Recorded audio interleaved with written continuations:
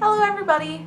Today I want to talk about reasons to stop self-harming. It's easy when you're in a cycle of self-harm to make excuses for it, and it's kind of hard to find a reason like why to stop, because a lot of times it helps. Like if you're depressed, if you're anxious, you self-harm and it does actually help. Unfortunately, it's obviously super bad for you for so many reasons, which I'm about to tell you. So, yeah, stay tuned. When I was self-harming, I couldn't find a reason for a really long time why to stop. I didn't see any point because it was helping me, so why not? But there are a lot of reasons why not.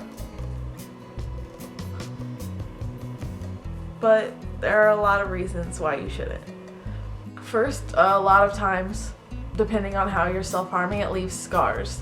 You gotta think about the summertime and sexy time. Yeah. But a lot of you probably want to keep it hidden from people, which isn't going to happen. You start out thinking you will. You start out thinking that everything's just gonna be fine and dandy. You're gonna start off thinking that no one's ever gonna find out, that's not possible, most likely, because it's just gonna keep getting worse the more you self-harm. It'll just kind of keep spreading, because you start off and you think, oh, I'm only going to self-harm in this one area. But a lot of people only self-harm on one small area of their body. And they think, oh, that's it. I'm not going to do anything else, just right there. And what happens when that's full, that patch of skin is full, you kind of go on to the next patch, and then you kind of keep going until you have scars all up your arms, all up your legs, etc. So you can't keep it hidden. You're probably not going to be able to keep it hidden. And if people do see a scar and they ask you, you're probably going to lie about it, which is not cool to lie to your friends and your family. That sucks. Another reason to stop, to recover. You should also stop because self-harm is addicting. Like I said in my other video, the chemicals that it releases in your brain, because of that you can get addicted to it. And it becomes an addiction like anything else, and it's a really hard habit to break. And so it's not fun trying to stop. And some people struggle with it their whole life, just like people who stop smoking. Like years down the line, they still say that sometimes they want to smoke. You'll still sometimes have an urge to self-harm. Fortunately, the more you recover, the easier it gets to stop and say no. Another reason to not self-harm is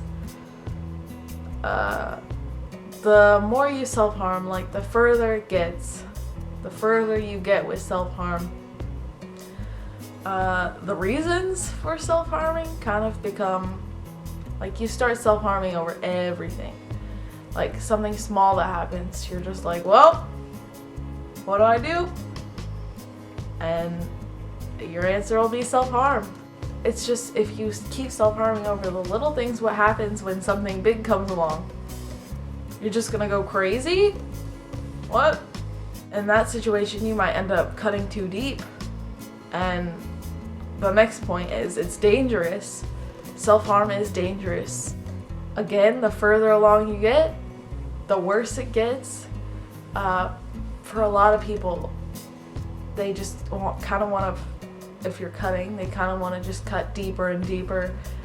And unfortunately, that leads to bad things, like cutting too deep.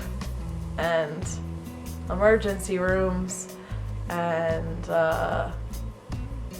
possible death. Really, it can lead to death.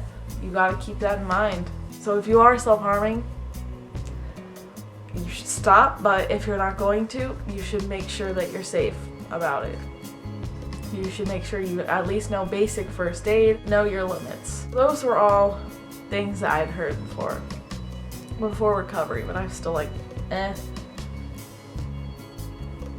But I was still like, not important. I don't need this. I'm fine. And then, I think I'm gonna probably link the video below. There is a YouTuber named MrRepzion. He made a video. He also struggled with self-harm. His YouTube isn't about self-harm and recovery, mental illness. He has a good number of videos about that. His channel is about atheism. It's a cool channel. You should check it out. I'm gonna put the link below because honestly, what he said kind of changed my life. He was talking about why self-harm isn't the answer.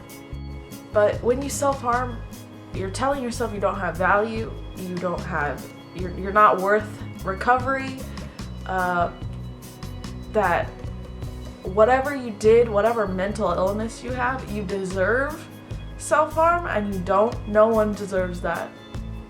Everyone is worth it. You're worth it. You're worth recovery. You can't let the past dictate you if the past is why you're self-harming.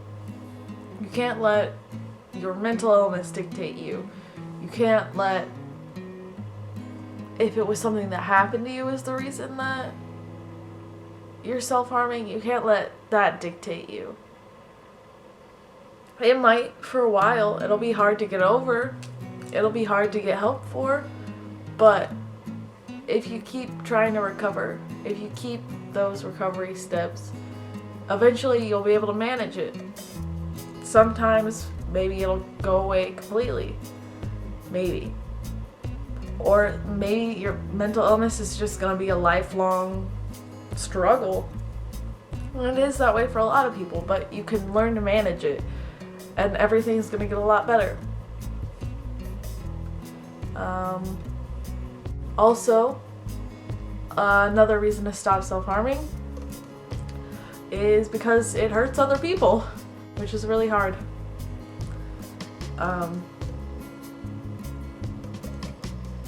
I can't really explain it. If you have someone you know who self-harms, like a friend or someone that you love, you kind of know what I'm talking about. I can't really describe the feeling except that you're sad for them and you want them to stop. So, and I've seen my boyfriend's reaction and my parents' reaction, and they were really hurt by my self-harming.